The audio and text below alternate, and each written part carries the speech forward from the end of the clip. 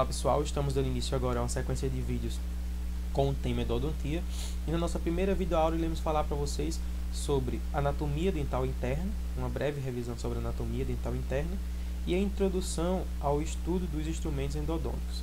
Em uma aula seguinte, iremos falar sobre as limas endodônticas, aprofundar os nossos conhecimentos quanto às limas endodônticas e os demais instrumentos e equipamentos que podem auxiliar o endodontista durante o tratamento de canal. Então, segundo o professor Machado, é de suma importância o conhecimento tridimensional da anatomia dental interna, para que isso possa ser realizado um tratamento endodôntico com eficácia e com segurança. Então, o conhecimento da anatomia dental interna, associado a um instrumento de qualidade, mais um emprego, a utilização do instrumento adequadamente, vai garantir o sucesso do meu tratamento endodôntico. Então, além das estruturas o esmalte e a dentina, que nós já conhecemos do órgão dental, podemos encontrar também um tecido de conjuntivo frouxo. Esse tecido conjuntivo frouxo, que é altamente vascularizado e altamente inervado, ele é responsável pela vitalidade do órgão pulpar.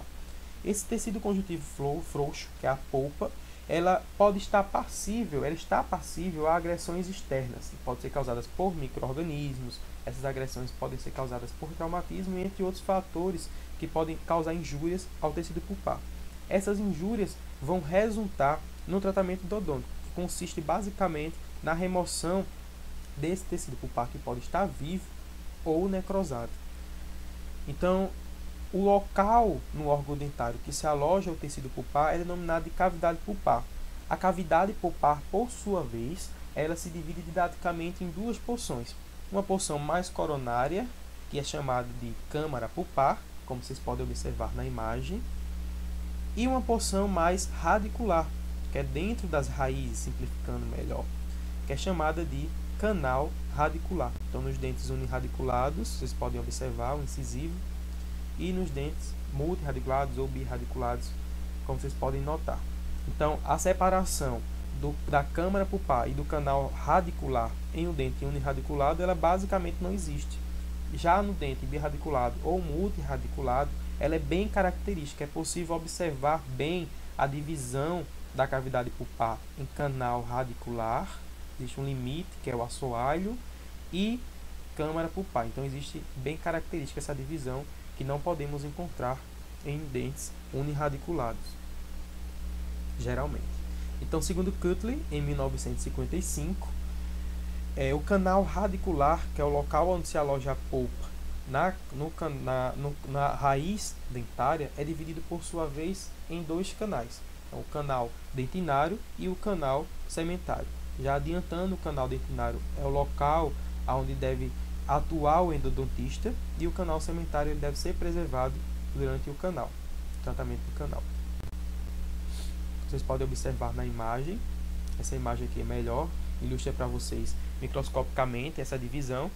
Essa divisão maior aqui seria o canal dentinário e essa menor é o canal sementário. Então devemos preservar o canal sementário, nós não atuamos nesse canal porque existe um tecido aqui, um tecido conjuntivo, que é responsável pela reparação fisiológica. Iremos falar mais adiante sobre essa reparação fisiológica em uma outra videoaula. E o canal sementário e canal dentinário, como vocês podem observar na seta aqui, é o local onde iremos atuar.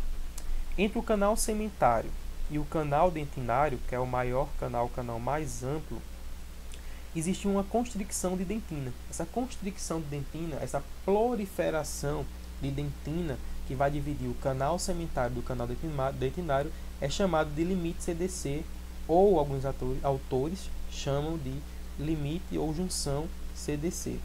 Então, limite cemento dentina canal ou junção cemento dentina canal. Então, quando nós pensamos em anatomia dental interna, vem logo em mente a câmara pulpar e o canal radicular. Porém, o canal radicular ele não é único. Devemos pensar, quando nos referimos à anatomia dental interna, a um sistema de canais, a uma rede, a um complexo de canais que devem ser especialmente tratados durante o tratamento de canal. Então, o canal principal, que é esse canal aqui, que sai diretamente da câmara pulpar, que percorre todo o dente, certo? Exterioriza-se no forame apical. E existem os outros canais acessórios a esse canal principal. Nós temos aqui o canal secundário, o canal reticular, o canal recorrente, como vocês podem notar na imagem. Existem outros canais também.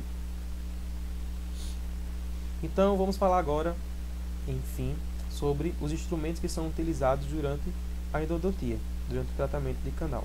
Então, a ação mecânica dos meus instrumentais, mais a ação química de substâncias químicas auxiliares, elas vão ser responsáveis pela modelagem e pela sanificação do meu sistema de canais. Não só, falando mais uma vez, não só o canal principal, mas aquele complexo de canais, aquele sistema de canais que vão estar acessórios, podemos dizer assim, para simplificar o nosso entendimento, ao canal principal. Então, a ação mecânica do instrumental vai ser responsável pela modelagem do canal radicular e a ação química das SQAs vai ser responsável pela sanificação desses sistemas de canais. Então, os instrumentos endodônticos, por mais flexíveis que eles sejam, eles não vão conseguir adentrar nesse sistema de canais. E aí vai ser necessário a utilização da substância química auxiliar, a exemplo do hipoclorito, para que possa ser feita a limpeza desses canais acessórios, podemos dizer assim, ao nosso canal principal. Então, a ação mecânica dos instrumentais, das limas, por exemplo, e a ação química das SQAs, as substâncias químicas auxiliares, vão ser responsáveis pela modelagem e a sanificação do canal, do sistema de canal e do canal principal.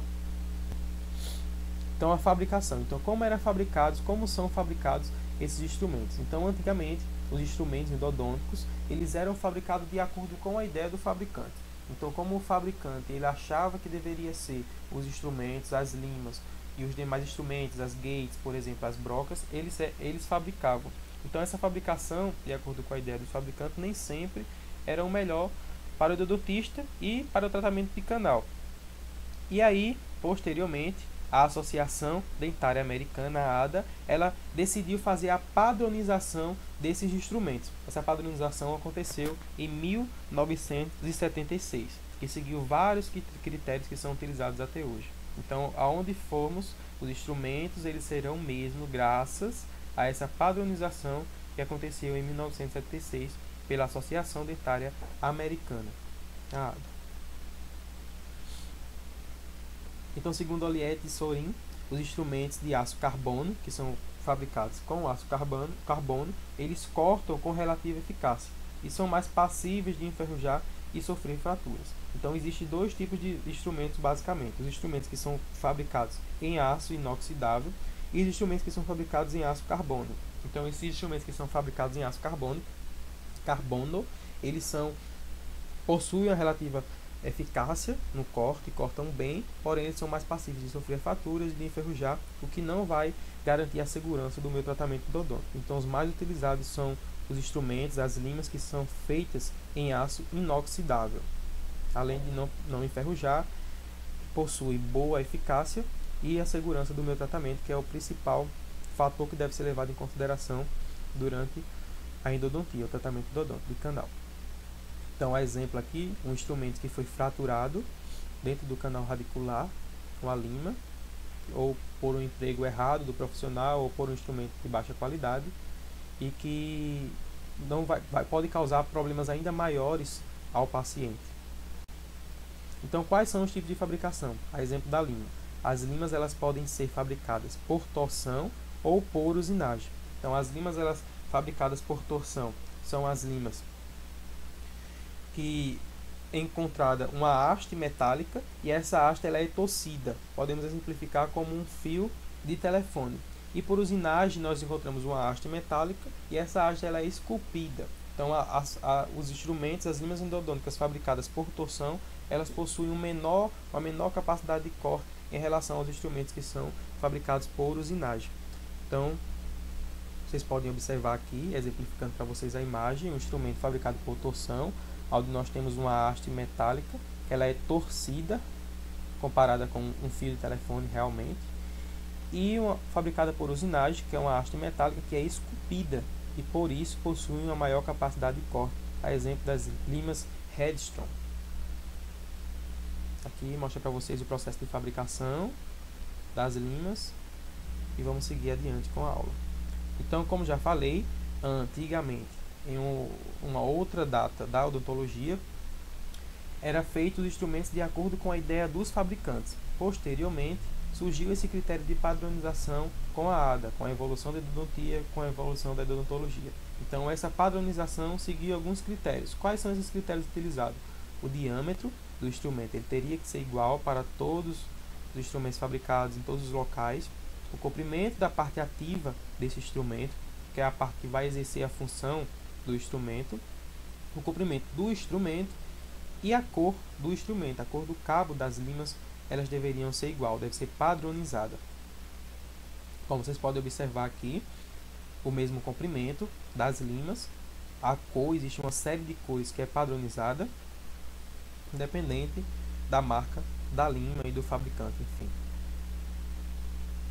Então vamos ver agora as partes constituintes da lima. Então a lima endodôntica, que é o instrumento que vai atuar no canal principal, como já falei, o que vai atuar no canal principal são os instrumentos, e o que vai atuar nos canais acessórios a esse canal principal são as substâncias químicas auxiliares. Então a lima, ela é composta por algumas partes, elas são formadas por algumas partes. A primeira parte é o cabo, que também segue essa padronização da Associação Dental Americana, da ADA, cor amarela nesse caso. A parte intermediária, que vai ajustar o tamanho das limas. E a parte ativa, que é a que vai sofrer ação. Essa parte azul, essa estrutura azul aqui, é o estoque de silicone, onde iremos falar em uma outra aula, uma aula posterior. Então é isso aí, pessoal. Muito obrigado pela atenção de todos. Espero que vocês tenham gostado da nossa videoaula, da nossa monitoria. Desculpa pelo áudio, porque estamos começando agora. E eu gostaria da força de vocês, que vocês curtissem a nosso canal, se inscrevessem no nosso canal, curtissem, dessem um like no nosso vídeo, colocar seus comentários, dúvidas, ajudas, possíveis erros que nós cometemos durante a gravação das nossas aulas. E queremos dizer para vocês que nós não somos graduados em odontologia ainda, estamos em formação, mas fazemos isso porque achamos que pode ajudar vocês de alguma forma, além de nos ajudar a estudar. Muito obrigado a todos, boa noite.